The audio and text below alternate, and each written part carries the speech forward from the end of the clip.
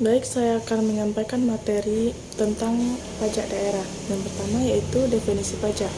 Menurut Andriani, sebagaimana dikutip oleh Santoso Brotodiharjo, pajak adalah iuran kepada negara yang dapat dipaksakan yang terhutang oleh wajib pajak menurut peraturan-peraturan dengan tidak mendapat prestasi kembali yang langsung dapat ditunjuk dan gunanya untuk membiayai pengeluaran-pengeluaran umum berhubungan dengan tugas negara untuk menyelenggarakan pemerintahan.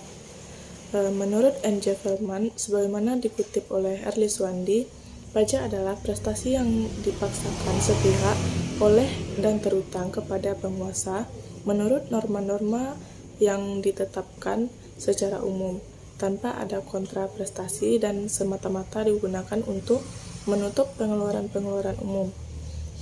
Menurut Smith, sebagaimana dikutip oleh Sidir Ali, pajak adalah prestasi-prestasi kepada pemerintah yang terhutang melalui norma-norma umum yang diterapkan, dapat dipaksakan tanpa daya kontraprestasi terhadapnya, dapat ditujukan dalam hal yang khusus pribadi dan dimaksudkan untuk menutup pengeluaran-pengeluaran negara.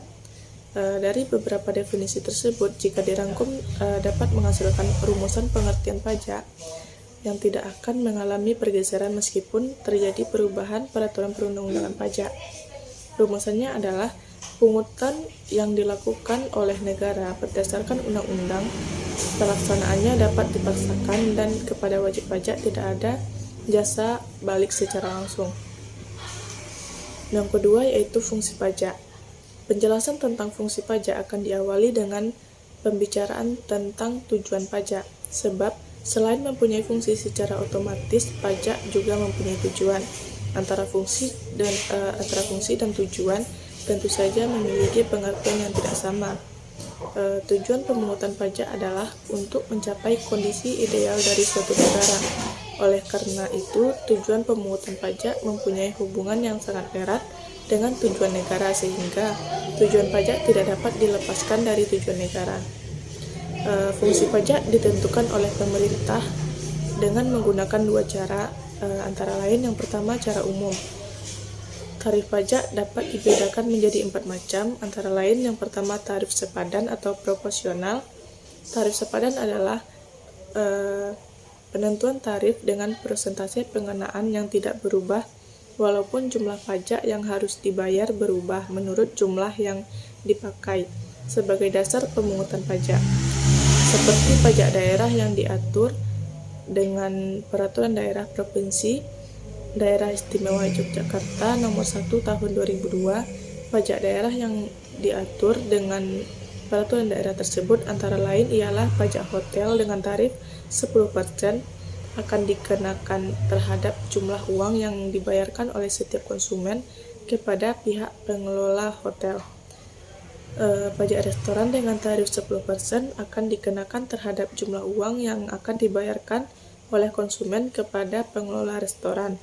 Selain itu, pajak bumi dan bangunan yang diatur dengan Undang-Undang Nomor 12 Tahun 1985 JO, Undang-Undang Nomor 12 Tahun 1994, tarif pajaknya 0,5% akan dikenakan terhadap nilai jual objek pajak kena pajak berapapun besarnya. Yang kedua, tarif meningkat atau progresif. Tarif meningkat adalah suatu tarif yang persentase pengenaannya mengalami kenaikan apabila jumlah uang yang akan dikenakan pajak semakin banyak, seperti pajak penghasilan yang diatur oleh Undang-Undang Nomor 7 Tahun 1983 JIS, Undang-Undang Nomor 7 Tahun 1991, Undang-Undang Nomor 10 Tahun 1994, Undang-Undang Nomor 17 Tahun 2000, Pasal 17 Ayat 1 huruf A mengatur tarif pajak yang dikenakan terhadap penghasilan kena pajak bagi wajib pajak orang pribadi dalam negeri. Yang C, tarif menurun atau degresif. Tarif yang besarnya persentase akan menurun apabila semakin besar jumlah yang akan dikenakan pajak. Istilah lain dinamakan pajak regresif karena pajak yang dikenakan sedemikian rupa sehingga persentase pajaknya semakin kecil dengan semakin besar tingkat penghasilan wajib pajak. Yang D, tarif tetap merupakan tarif yang besarnya tetap dan tidak tergantung kepada suatu jumlah, seperti bea materai untuk kwitansi. Bea materai ini tidak tergantung kepada jumlah uang yang diterima. Yang kedua, cara khusus. Ini dibedakan menjadi dua. Yang pertama, cara positif. Cara mengatur pajak yang bertujuan untuk memberikan dorongan ke arah suatu tujuan tertentu. Hal ini merupakan keinginan atau hasrat pemerintah untuk mencapai yang dicita-citakan terhadap keadaan dalam negara. Untuk keperluan tersebut, pemerintah mengadakan insentif perpajakan yang dapat memberi dorongan kepada wajib pajak untuk bekerja, menabung, dan berinvestasi. Yang kedua, cara negatif. Cara mengatur pajak dengan maksud untuk mencegah atau menghalang-halangi perkembangan masyarakat, atau justru menjuruskan kehidupan masyarakat ke arah suatu tujuan tertentu. Hal ini merupakan keinginan dari pemerintah sehingga dalam pembuatan peraturan perundang-undangan perpajakan sifatnya cenderung memberatkan orang atau badan, sehingga negara atau pemerintah dapat memberantas sesuatu yang ada di masyarakat. Yang ketiga yaitu asas pemungutan pajak. Yang pertama, asas domisili. Suatu asas pemungutan pajak yang digantungkan pada domisili atau tempat kediaman wajib pajak di suatu negara. Yang kedua, asas sumber. Suatu asas pemungutan pajak yang digantungkan kepada adanya sesuatu sumber di suatu negara. Yang ketiga, asas kebangsaan. Menurut asas ini, pajak dikenakan oleh suatu negara pada orang-orang yang mempunyai hubungan kebangsaan dengan negara itu. Selanjutnya, kewajiban dan sanksi perpajakan.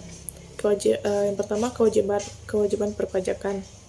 Dibedakan menjadi dua, yaitu kewajiban pajak subjektif merupakan kewajiban pajak yang harus memenuhi syarat tertentu supaya orang atau badan dapat dikenakan pajak. Yang kedua, kewajiban pajak objektif. Syarat kewajiban pajak ini mengharuskan wajib pajak mempunyai penghasilan yang melebihi batas minimum pengenaan pajak. Yang selanjutnya, sanksi perpajakan. Sanksi di bidang perpajakan ada dua macam. Yang pertama, sanksi administrasi. Sanksi ini merupakan suatu hukuman yang dikenakan oleh pemungut pajak. Sanksi administrasi dibedakan menjadi beberapa macam, yaitu bunga, denda administrasi, dan kenaikan jumlah pajak yang harus dibayar. Selanjutnya, sanksi pidana. Sanksi pidana merupakan hukuman yang diputuskan oleh hakim.